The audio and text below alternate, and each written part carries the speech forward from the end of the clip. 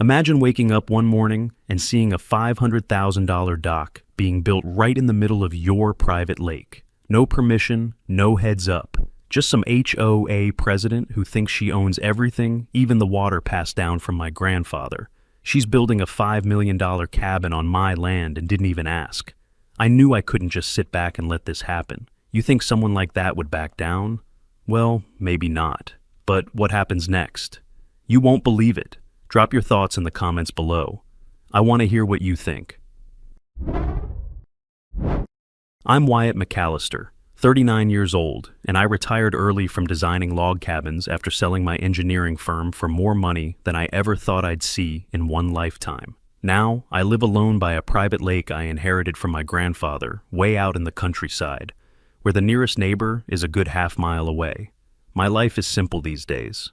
I fish when I want to fish, I read books when I want to read, and I enjoy the kind of peace and quiet that most people only dream about. Or at least that's how things used to be. Because one morning in late spring, I woke up to the sound of heavy machinery rumbling across the lake from me. Not just any machinery either. We're talking bulldozers, excavators, and what sounded like a small army of construction workers shouting orders back and forth. I stumbled out of bed, threw on some clothes, and walked outside to see what in the world was happening to my perfect little sanctuary. What I saw made absolutely no sense at first. A $500,000 dock had appeared on my lake. For a moment I thought I was hallucinating. I blinked, stepped closer, but the damn thing was still there, glinting in the sun like it belonged. On my lake. And I'm not talking about some little fishing pier here. This thing was enormous, easily 100 feet long and 20 feet wide with multiple levels, and what looked like enough space to park a yacht. The whole structure was being built, with expensive materials too. Treated hardwood decking, stainless steel railings, the kind of craftsmanship that probably cost more per square foot than most people's entire houses. I stood there in my pajamas, coffee mug in hand, just staring at this thing, taking shape in what I'd always considered my private water. The noise was incredible. The peaceful morning sounds of birds and gentle water lapping against the shore were completely drowned out by diesel engines. I remember thinking to myself, what on earth is that thing doing in my lake? Because, make no mistake about it, this wasn't some public waterway we're talking about. This was a private lake that had been in my family for 3 generations, and the property deed made that crystal clear. A woman in her mid-50s stood at the edge of the dock, clipboard in hand. Authority radiated off her. She had that particular brand of arrogance that comes from having money and thinking it makes you better than everyone else around you. The kind of person who talks to service workers like they're beneath her and acts like the world should revolve around her personal convenience. I decided to handle this like a reasonable adult. I walked around the lake to where the construction was happening, introduced myself politely, and asked what exactly was going on. She looked at me like I was some kind of peasant who had dared to interrupt her royal planning session. "This is community waterfront now, sweetie," she said in that condescending tone that immediately made my blood pressure spike. "I'm just making it beautiful for everyone to enjoy." I took a deep breath and explained that this was actually my family's private lake and that she didn't have permission to build anything that extended into the water. Her response? She laughed, actually laughed at that out loud, like I just told her the funniest joke she'd ever heard. "You're mistaken. This dock has all the paperwork it needs. It's been approved by the HOA. I'm sure we can work something out that benefits everyone involved." The way she said everyone made it clear she was only thinking about one person, and that person definitely wasn't me. There was one witness to this conversation who turned out to be crucial later on. Rachel Doyle lived in a small cottage about halfway between my place and the construction site. She was a retired teacher, maybe 60 years old, who kept to herself most of the time, but had always been friendly when our paths crossed. After the woman dismissed me and went back to her planning, Rachel quietly walked over and pulled me aside. "I saw her burning some official papers last week," she whispered, glancing around to make sure the woman couldn't hear us. "Looked like government notices or something important. The flames were green, like the kind you get when you burn official documents with special ink." I wasn't sure what to make of that information at the time, but I filed it away in the back of my mind. Rachel struck me as the kind of person who noticed details and didn't make up stories for attention.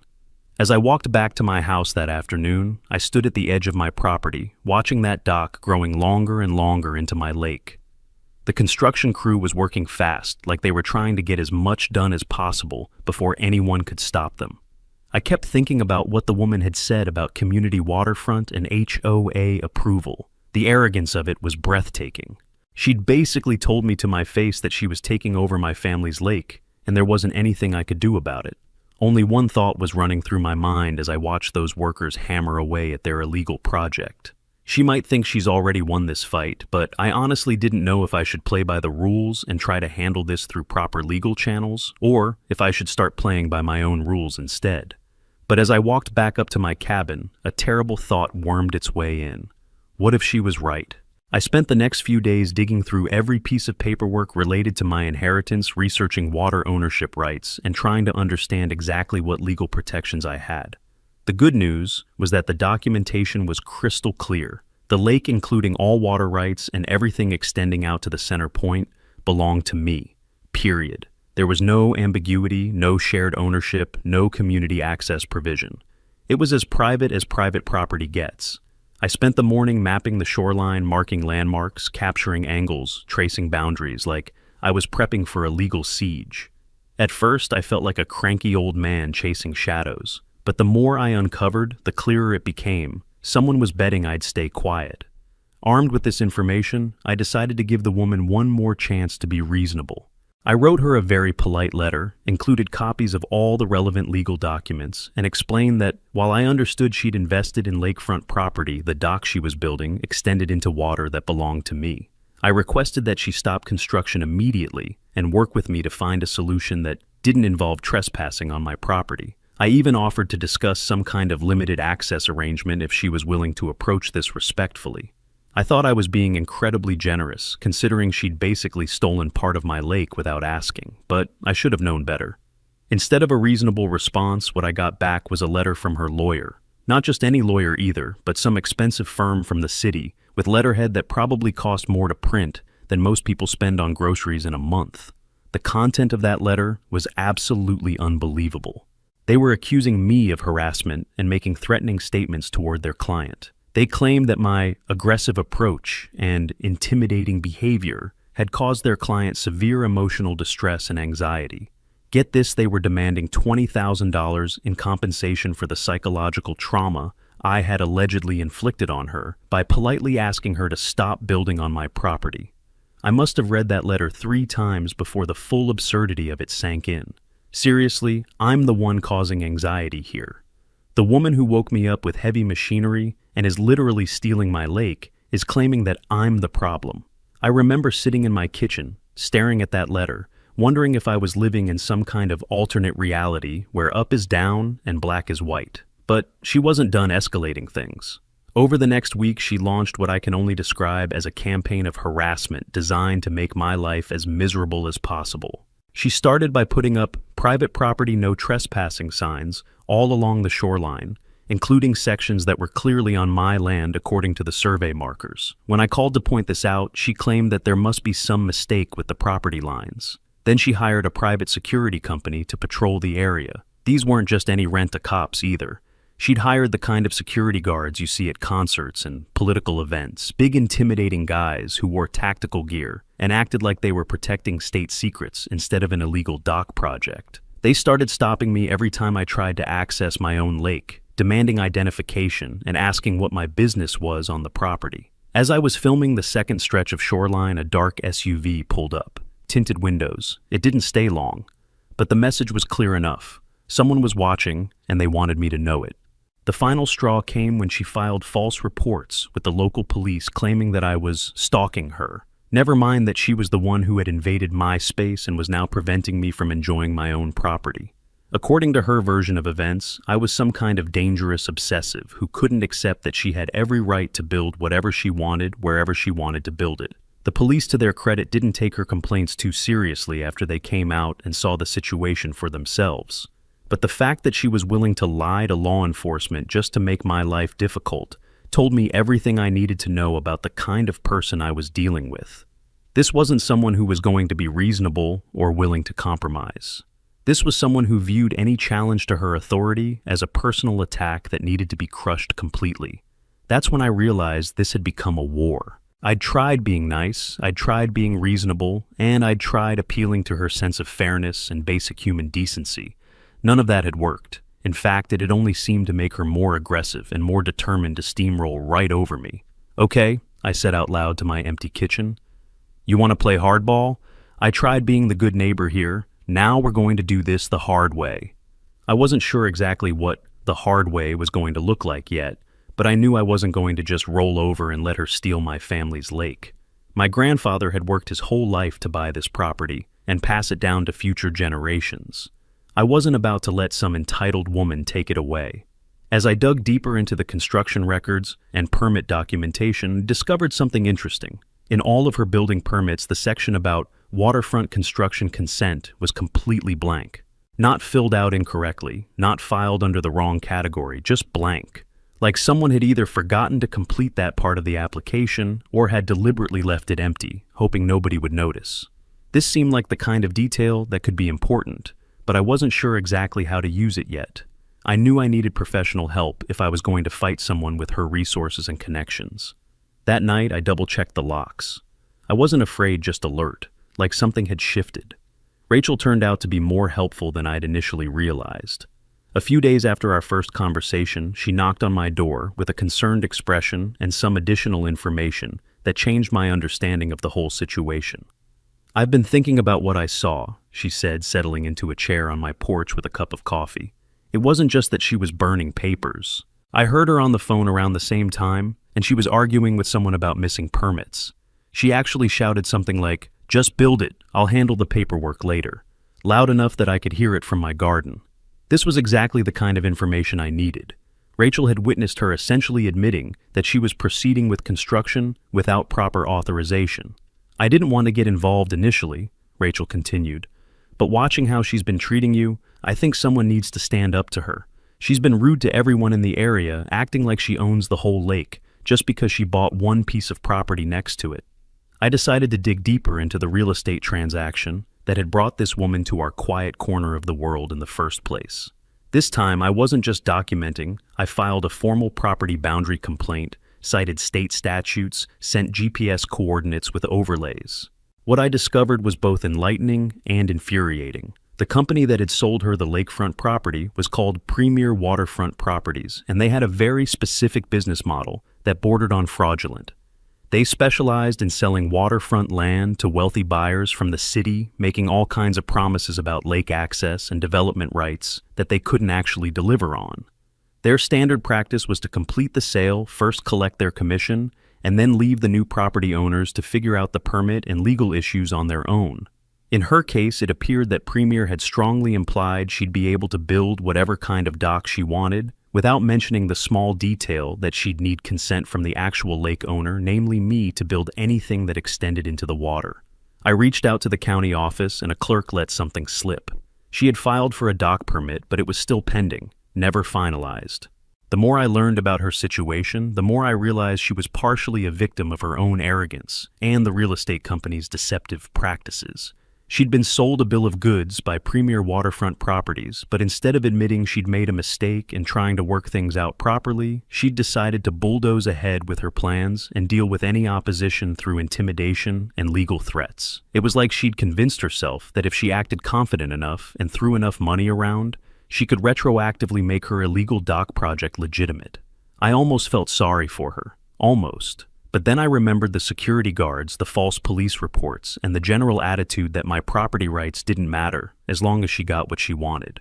Feeling the pressure from my polite but persistent questions about permits and legal documentation, she started making increasingly desperate moves to try to end the conflict on her terms. First, she tried bribery, though she was smart enough not to call it that.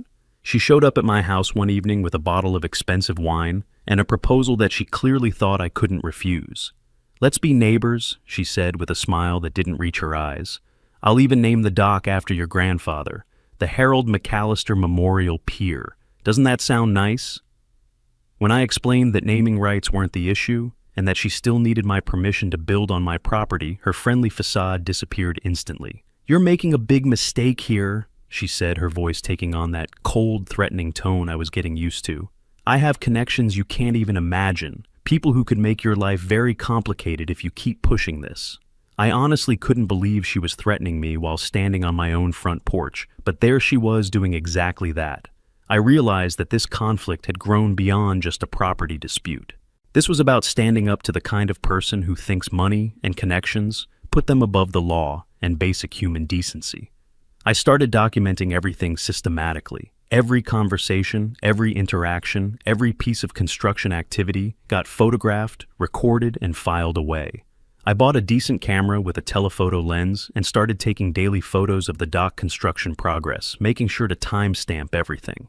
My jaw locked so hard I felt it crack.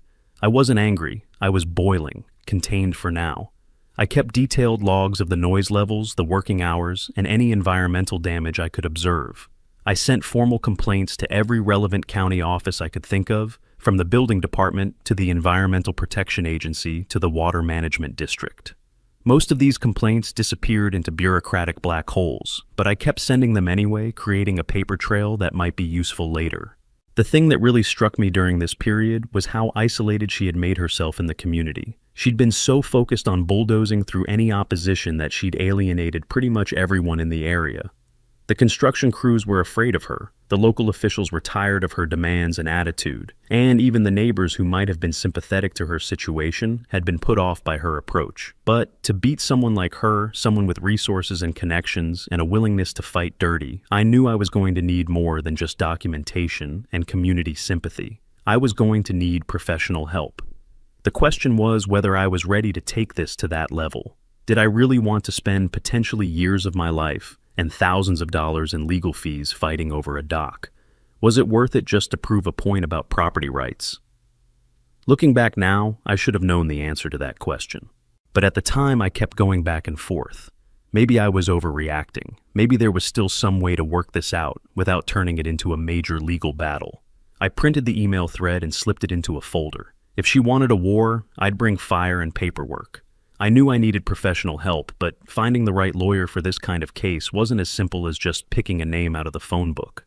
I needed someone who specialized in property disputes, someone who understood water rights, and ideally someone who had experience dealing with difficult personalities like the woman across the lake. After asking around and doing some research online, I was referred to Russell Briggs, a lawyer about 60-something years old, who'd built his entire practice around land disputes and HOA conflicts.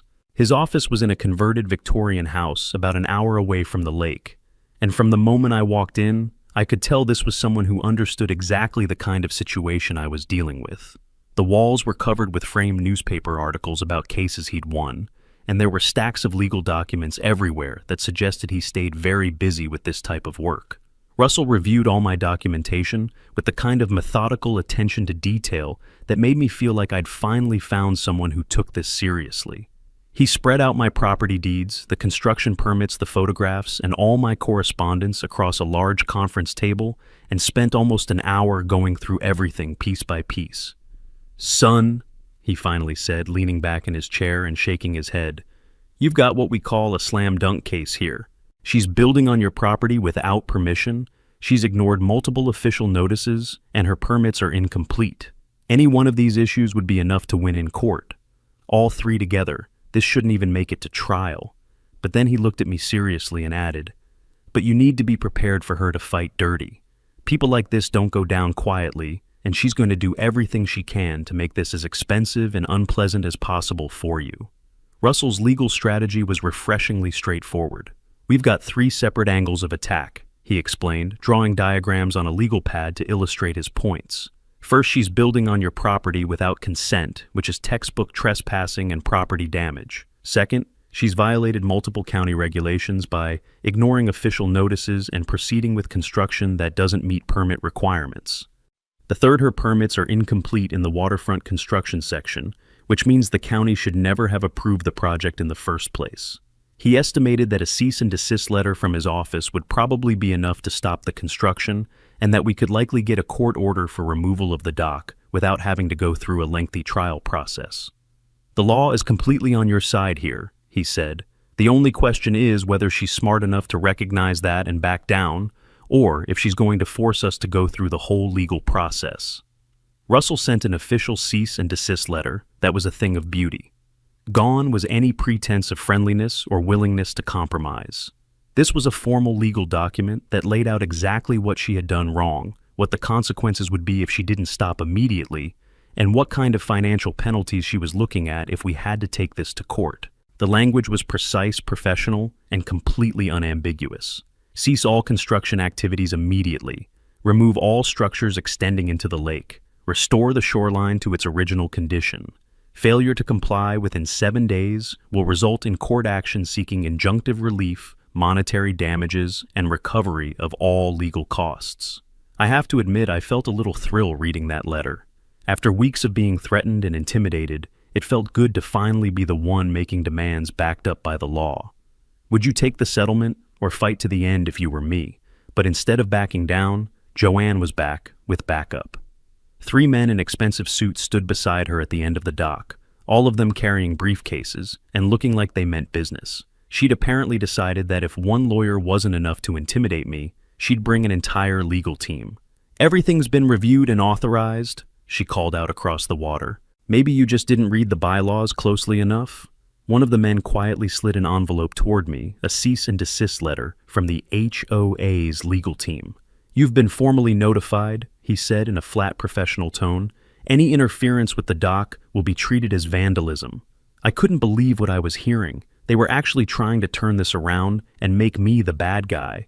Word about our legal battle started spreading through the local community, mostly through social media groups where neighbors shared information about local issues. The response was overwhelmingly supportive of my position, with lots of people sharing their own stories about HOA overreach and property disputes. Several people mentioned that they'd had negative interactions with Joanne since she'd moved to the area, and there seemed to be a general feeling that someone finally standing up to her was long overdue. The attention made Joanne even more uncomfortable than the legal pressure. She was used to being able to intimidate people in private, but having her behavior discussed publicly was clearly something she hadn't anticipated. Rachel called that night. She'd overheard Joanne yelling at someone on speaker. "I don't care what the zoning map says, just stall him." I noticed that the construction work slowed down significantly after the cease and desist letter arrived, and the security guards disappeared entirely. Whether that was because her lawyer had advised her to stop, or because she was running out of money to pay them, I wasn't sure. Russell warned me that this was probably the calm before the storm. "She's going to get more aggressive now," he predicted. "People like her don't go down quietly, and she's probably consulting with other lawyers right now, trying to find some angle of attack we haven't considered." He was absolutely right. The next morning, I woke up to find my mailbox had been smashed with what looked like a baseball bat, and there were tire tracks across my front lawn that definitely hadn't been there the night before. Nothing that could be directly traced back to Joanne, of course, but the message was clear enough. She wanted me to know that legal action wasn't going to stop her from making my life difficult. I took photos of the damage and added them to my growing file of documentation. If she wanted to escalate things beyond the legal system, I was ready for that too. But I couldn't help wondering, was this just the beginning, and what exactly was she planning to do next? The next morning, there was a letter on my deck. The HOA accused me of trespassing on my own shoreline. The local media attention started almost by accident. A young journalist named Sean Everett had seen the discussions about our dispute in some of the community social media groups and thought it might make for an interesting human interest story. Sean was maybe 30 years old, worked for the regional newspaper, and had that hungry look that young reporters get when they smell a good story. He approached me one afternoon while I was taking my daily documentation photos of the dock construction, introduced himself, and asked if I'd be willing to talk about what was happening. "This sounds like a classic David versus Goliath situation," he said, "and I think people would be interested in hearing your side of the story. Would you mind if I wrote an article about this?" I wasn't sure how I felt about media attention, but I figured it couldn't hurt to have the facts out there publicly. Maybe if people understood what was really happening, it would put additional pressure on Joanne to do the right thing. Before the article could even be written, though, Joanne tried to control the narrative by going directly to Sean's editor. She didn't know that Sean had already mentioned his interest in the story to me, so I heard about her interference almost immediately.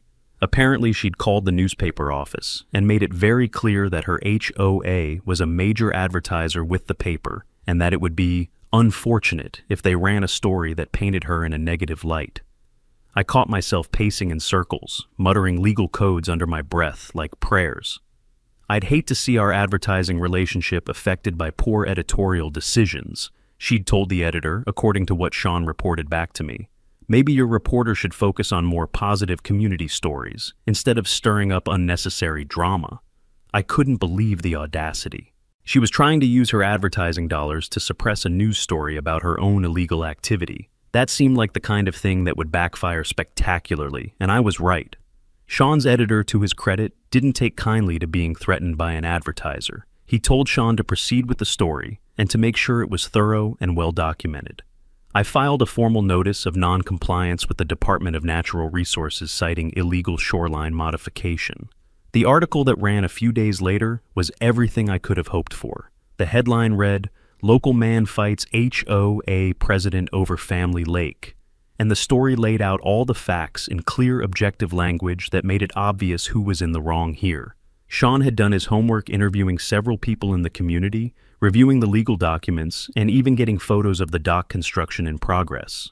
The article mentioned Joanne's attempt to suppress the story, which made her look even worse. Mrs. Carlisle declined to comment for this article. The piece concluded, but did contact this newspaper's advertising department to express concerns about coverage of the dispute. I planted a sign at the end of the dock, "Unauthorized structure under review." If nothing else, it rattled them. The response from readers was immediate and overwhelmingly supportive of my position. The online comments section filled up with people sharing their own stories about HOA overreach and property disputes. "This is exactly why people hate HOAs," wrote one commenter. "They think they can do whatever they want to other people's property." Another person added, "Good for this guy for standing up to her. Someone needs to put these HOA bullies in their place." And there were dozens of similar comments, and several people mentioned that they'd had negative experiences with Joanne personally since she'd moved to the area. Reading through all that support was incredibly validating. For the first time, I wondered if I was being naive, thinking logic would win against people like her. The media attention had an unexpected effect on Joanne's behavior. She seemed to completely lose her composure when faced with public scrutiny of her actions. A few days after the article ran, I was doing some grocery shopping in town when she approached me in the parking lot, clearly agitated and not thinking clearly about who might be watching.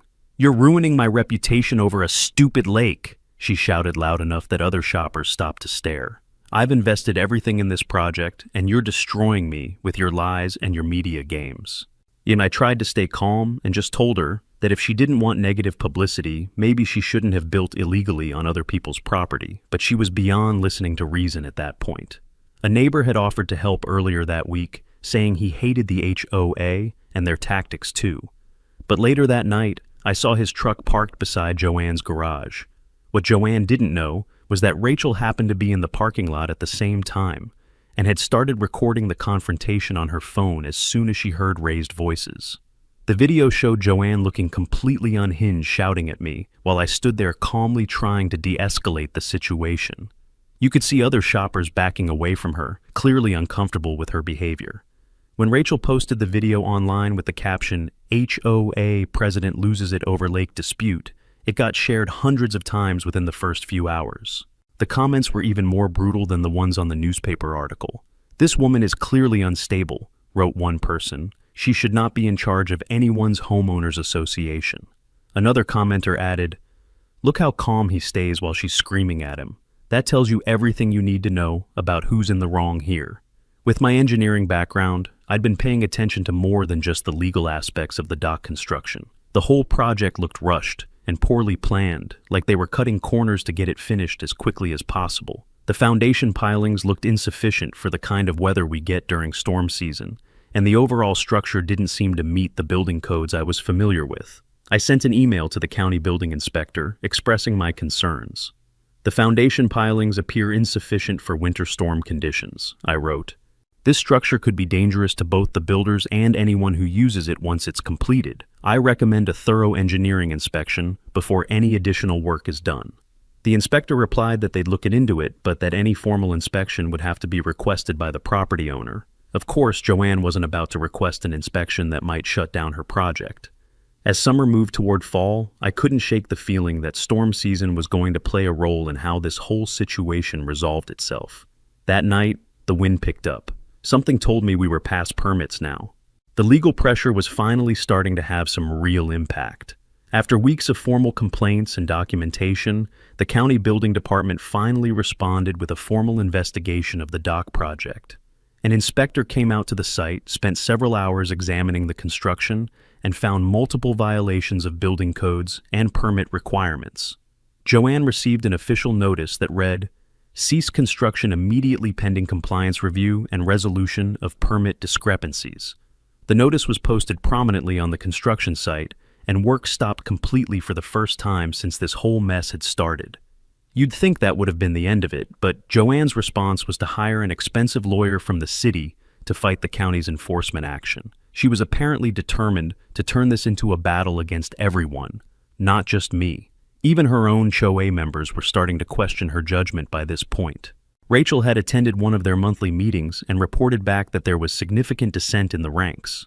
At what was supposed to be a routine discussion of community maintenance issues, one resident had stood up and said, "Joanne, this lake situation is becoming an embarrassment to our entire community. It's all anyone talks about, and it's making us look bad. Why don't you just take down the dock and move on?" According to Rachel, Joanne's response was to shut down discussion of the topic entirely and threaten to fine anyone who brought it up again. "This is an internal HOA matter," she'd said, "and anyone who doesn't support the board's decisions is welcome to move somewhere else." It was exactly the kind of response that turned potential allies into enemies, and her support within the HOA was crumbling rapidly. Within 24 hours, a local blog ran the headline, "HOA dock encroaches on private lake." I didn't expect much until the post got picked up by a regional news station. Comments flooded in. By morning, a dozen kayaks paddled out just to see the dock in person. One guy live-streamed the whole shoreline, narrating like a true crime doc. Realizing that her legal and political options were running out, Joanne made one final desperate attempt to resolve the situation on her terms. She showed up at my house on a Sunday morning, looking quite different from the arrogant, perfectly dressed woman I'd first encountered months earlier. She looked tired, stressed, and for the first time since I'd known her, genuinely vulnerable. "Wyatt, please," she said, and there was none of the usual condescension in her voice. "I've invested everything I have in this project. The cabin, the dock, all of it. I can't afford to lose it all now. What will it take to make this work for both of us?" When I told her the same thing I'd been saying from the beginning, that she needed to remove the dock, restore my shoreline, and apologize publicly for what she'd done, she looked like I'd asked her to cut off her own arm. "I can't do that," she said quietly. "It would ruin me financially and destroy my reputation completely. There has to be some other way." The weather forecast that week was dominated by news of a major storm system developing off the coast. The meteorologists were calling it a perfect storm situation, with conditions that could produce sustained winds of up to 70 miles per hour, and storm surge that could affect areas well inland from the coast. Residents near bodies of water are advised to secure any loose structures or outdoor furniture, the Weather Service warned. This storm has the potential to cause significant property damage, especially to structures that are not properly anchored or up to current building codes. You'd think I'd feel victorious. But truth is, I was exhausted. Paranoia had taken root. If they could twist my own shoreline into public space, what else could they flip? I thought immediately about those inadequate foundation pilings I'd been worried about, and about the engineering concerns I'd raised with the county inspector months earlier. This was exactly the kind of weather event that exposed poor construction decisions. I decided to make one final attempt to prevent what I was increasingly certain was going to be a disaster. I sent one last email to Joanne and the county. "The dock structure is not rated for severe weather. Recommend immediate removal or reinforcement before storm hits." Joanne ignored it. "County says we can't force action during pending litigation. If you were me, would you try to save the dock or let nature decide?" Rachel texted me a clip she recorded at an HOA meeting. Joanne's voice clipped and cold. "If the permit's not valid, I don't care. We just need 2 more weeks and a storm. That'll solve our problem for us." The storm hit on a Tuesday night in late September, and it was every bit as severe as the meteorologists had predicted. I'd spent the day securing everything on my own property, but there wasn't much I could do except ride it out and hope for the best. The wind started picking up around dinner time, and by midnight it was howling like something out of a horror movie. Rain was coming down in sheets, hitting the windows so hard I thought they might break. I could hear trees falling in the distance, and the power went out around 2 in the morning. But the worst part was the sound coming from the lake. The waves were enormous, bigger than I'd ever seen them, and they were pounding against the shoreline with incredible force. Every few minutes I'd hear a loud crack or groan that I was pretty sure was coming from the direction of Joanne's dock. Mother Nature's about to settle this dispute for us, I remember thinking as I listened to the storm tear through our area. At around 3 in the morning, I heard a sound that was different from all the others. It was a loud, prolonged creak, followed by what sounded like a massive piece of wood snapping in half. I grabbed a flashlight and went to the window that faced toward the dock, but the rain was too heavy and the darkness too complete to see anything clearly. I could make out the general shape of the structure, and it looked like it was still there, but something was definitely wrong. The whole thing seemed to be moving in a way that it shouldn't have been moving, swaying and shifting with each wave, in a way that suggested the foundation anchors were no longer holding properly. I stood there for probably 20 minutes, trying to see what was happening through the storm, wondering if this was finally going to be the end of Joanne's illegal dock project. Looking back now, I should have known that when Mother Nature decides to get involved in human disputes, she doesn't mess around. The question wasn't whether the dock was going to survive the storm. The question was what would be left of it when the sun came up. I stood on the porch as clouds rolled over the lake. Joanne's dock groaned against the waves. A storm was coming, and this time it felt personal. When dawn finally broke and the storm moved on, I walked down to the shoreline to assess the damage, and what I saw was so unbelievable that I actually stood there for several minutes just staring before my brain could process what had happened. The entire dock had broken free from its moorings and was now floating in the middle of the lake like some kind of massive, very expensive piece of driftwood. The $500,000 structure that Joanne had been so determined to keep was now bobbing gently in the water, completely detached from the shore, and drifting slowly toward the outlet stream that connected my lake to the river system. "Oh my goodness," I said out loud to nobody in particular. "It actually happened." Pieces of decking and railing were scattered across the lake surface, and what looked like outdoor furniture was floating among the debris. The whole scene looked like the aftermath of a maritime disaster, except instead of a ship that had sunk, it was a dock that had decided to become a very confused houseboat. That afternoon, I untied the faded mooring rope holding the dock to a rusted post. I didn't push it, didn't sabotage it. I just let it rest loose. Let gravity and weather decide. At dawn, the dock was gone, just driftwood patterns on the surface. Joanne arrived 30 minutes later in full panic mode, heels sinking into mud, yelling into her phone. Someone filmed her from a canoe. The video was titled "Queen of the HOA Loses Her Throne." 40,000 views in 2 hours. Joanne arrived about an hour later, still in her pajamas, with her hair disheveled, and the sound she made when she saw her floating dock was something between a scream and a wail. "What did you do?" she shouted at me, as if I had somehow personally caused the storm that had torn her illegally built structure away from its inadequate foundation. "What did you do to my dock?" I tried to explain as calmly as I could manage that I hadn't done anything except watch nature take its course, and that I'd actually warned both her and the counties about the structural problems weeks before the storm hit. "I warned you about the foundation," I told her. "I said those pilings weren't rated for severe weather. You chose to ignore the warning." But she was beyond rational conversation at that point. "You sabotaged it," she kept screaming. "You destroyed my life. You planned this whole thing." I honestly felt a little sorry for her, watching her dreams literally floating away. But I couldn't forget all the months of harassment threats and illegal construction that had led to this moment. The county building inspector arrived later that morning to assess the storm damage, and his conclusions were both predictable and damning. After examining the broken foundation points where the dock had separated from its moorings, he confirmed what I'd been saying all along. "Ma'am, this was clear structural failure due to inadequate engineering," he told Joanne. "The anchor points weren't rated for the kind of stress this storm generated. We have multiple warnings about this issue in our files, including correspondence from the adjacent property owner." He showed her copies of my emails and formal complaints, all of which had predicted exactly what had just happened. "The building codes exist for a reason," he continued. "This structure should never have been approved with the foundation system that was installed." Joanne just stood there staring at the floating remains of her investment, occasionally letting out little whimpering sounds like a wounded animal.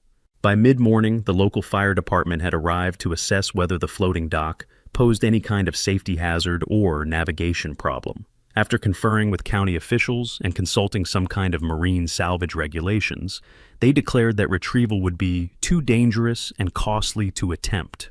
Since the dock was now in the public waterway that connected to the river system, it was classified as marine debris and became the responsibility of whoever owned the waterway, which definitely wasn't Joanne. The local news helicopter that had been covering storm damage throughout the region got some incredible aerial footage of the whole spectacle. Rachel stood beside me with her phone raised.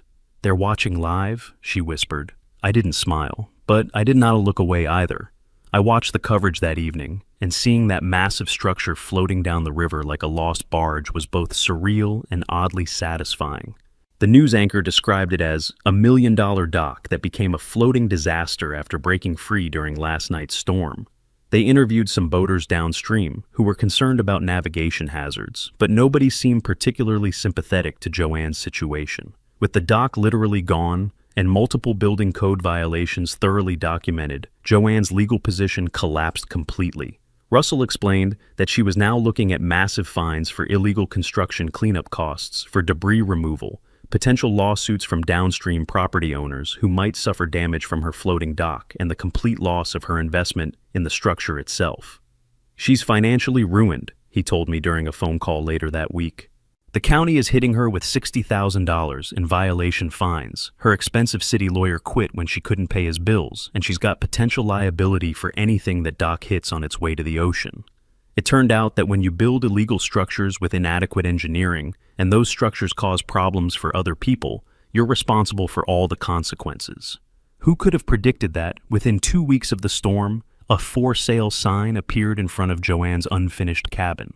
The asking price started high but dropped 3 times over the following month, as she became increasingly desperate to escape the financial and legal consequences of her actions. I watched from across the lake as moving trucks came and went, loading up what was left of her dream of lakefront living. The day she finally left for good, I saw her standing by the empty foundation posts where her dock used to be attached, just staring out at the water, where her $500,000 investment had last been seen. For a moment, I actually felt a little sorry for her. She'd made a series of terrible decisions, but watching someone's dreams literally float away was still a sad thing to witness. Rachel walked over while I was watching Joanne's final departure and asked, "Think she learned her lesson?" I thought about it for a minute and then shook my head. Doubt it. People like Joanne never think they're wrong. They just think they got unlucky. But as her moving truck disappeared down the road for the last time, I felt something I hadn't experienced in months, complete peace and quiet. I'm standing by my lake right now as I finish telling you this story, watching the sunset paint the water gold and listening to the gentle sounds of nature that I'd missed so much during all those months of construction noise and legal battles. There are no more bulldozers, no more security guards, no more threatening letters, and definitely no more Karen energy poisoning my sanctuary.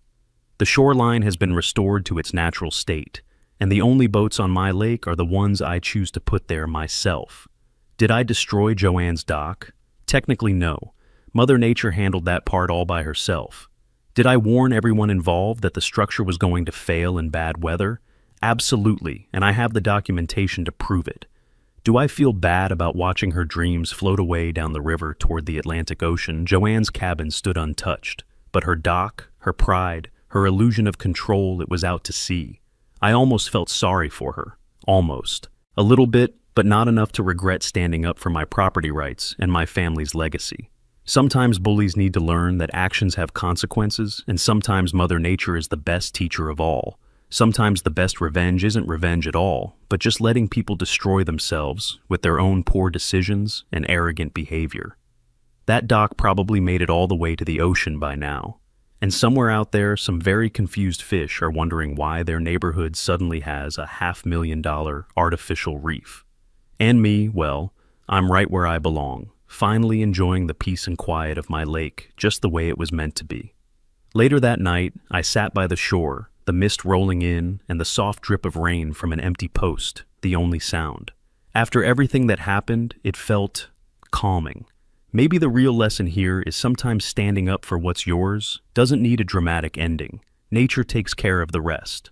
If you're still here, I'd love to hear your thoughts. Drop a comment below. And if you liked this story, don't forget to hit that thanks button to support the channel. Catch you in the next one. Thanks for riding the emotional roller coaster with QA Stories. Buckle up, the next one's even twistier.